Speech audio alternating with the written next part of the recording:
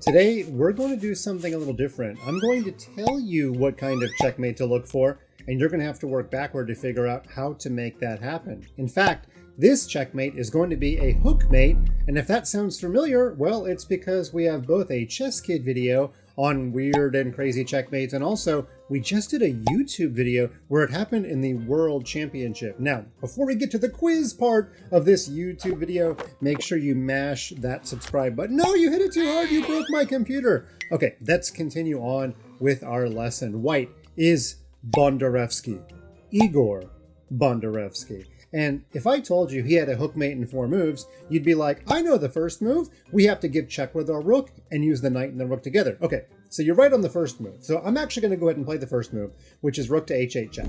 Now the king only has 1 move, and this is where it gets hard. The knight always needs a protector to be able to play the hookmate, which would be rook to f8. But if you play rook f8 right now, you'll just lose your knight.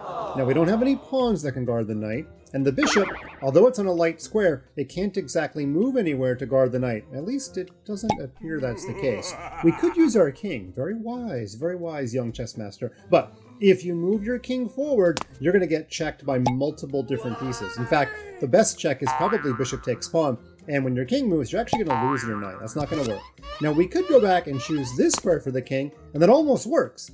The bishop has no check. The rook can't exactly take its own bishop. But unfortunately, this knight can take this pawn and give check, and that messes everything up. Because even if your king moves back to defend the knight, then the rook will give check, and finally your king has to either step away from your knight, or your knight has to retreat. Either way, the hookmate is not going to work. So, we need to go back. We need a brilliancy in this position. If king to g5 is the right move, but the knight is the only piece stopping us, in fact, it is a decoy, a deflection sacrifice. Bishop to e8 check is actually the right move. Now, it would be made if it wasn't for the knight. In fact, it looks kind of like a blunder, right? Because the knight can take, it's the only move.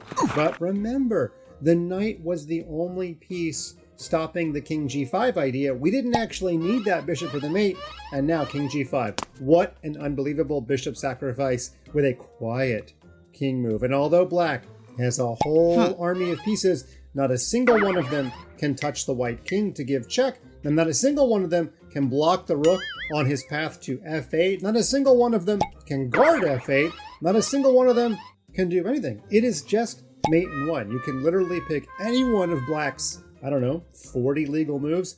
I'm just going to pick one because I kind of have to. My computer is making me before I can play white's next move. And then rook to f8 is mate. The computer even announces it, so if you don't believe me, believe that computer, because the computer put the checkmate sign up there. I thought this is one of the coolest hookmates in the history of chess, and although it didn't happen in a world championship, I hope it's one that brought a smile to your face.